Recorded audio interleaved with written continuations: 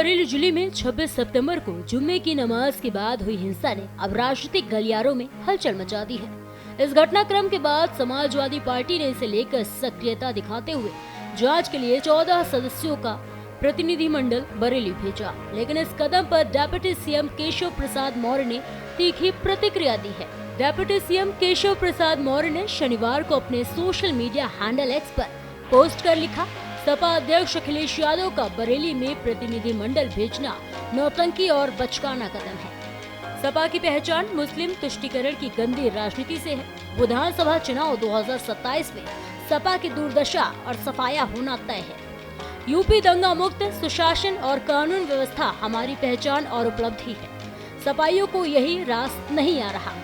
मौर्य ने स्पष्ट किया है कि आगामी विधानसभा चुनाव में समाजवादी पार्टी की स्थिति कमजोर रहेगी और उनकी राजनीतिक रणनीति विफल साबित होगी। उन्होंने कहा कि प्रदेश सरकार ने कानून व्यवस्था को मजबूत किया है और किसी भी तरह की हिंसा या असामाजिक गतिविधियों को बर्दाश्त नहीं किया जाएगा। अखिलेश यादव ने बरेली हिंसा की जांच के लिए पार्टी के नेता माता प्रसाद पांडे के नेतृत्व में 14 सदस्यीय प्रतिनिधि मंडल नामित किया था। प्रतिनिधि मंडल के सदस्य बरेली दौरे पर जाने वाले थे, लेकिन पुलिस ने सुरक्षा कारणों का हवाला देते हुए उन्हें रोक दिया।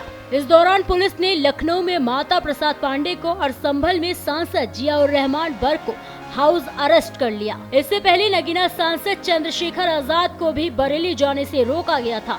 इसके साथ ही दिल्ली से 3 सपा सांसद इकरा हसन, मोहिबुल्लाह नदवी और हरेंद्र मलिक को मेरठ टोल प्लाजा पर रोक दिया गया। सपा नेता माता प्रसाद पांडे के घर के बाहर भारी संख्या में पुलिस बल तैनात किया गया। संभल में सांसद बर के घर के बाहर भी सुरक्षा बढ़ा दी गई है। यह रोकथाम इस बात का संकेत है कि राज्य सरकार किसी भी अप्रिय स्थिति से बचने के लिए कड़ी सुरक्षा व्यवस्था कर रही है। बरेली में 3 अक्टूबर को जुमे की नमाज शांतिपूर्वक संपन्न हुई। हालांकि 48 घंटे के लिए इंटरनेट सेवा बंद कर दी गई थी। इसके साथ ही नेताओं और सामाजिक कार्यकर्ताओं की गतिविधियों पर पूरी तरह से रोक लगा दी गई। पुलिस ने यह कदम शांति और कानून व्यवस्था बनाए रखने के लिए उठाया। राजनीतिक विश्लेषक मानते हैं कि बरेली हिंसा को लेकर अब सियासत तेज हो गई है।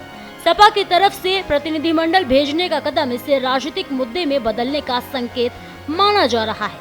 वहीं डिप्टी सीएम केशव प्रसाद मौर्य ने इसे सपा की नौटंकी करार देते हुए कहा कि समाजवादी पार्टी की पहचान ही धर्म और जाति के आधार पर राजनीति करने वाली पार्टी के रूप में रही है। उत्तर प्रदेश सरकार की रणनीति साफ है, किसी भी तरह के आंदोलन या धरना प्रदर्शन को रोकना और राज्य में शांति व कानून व्यवस्था बनाए रखना।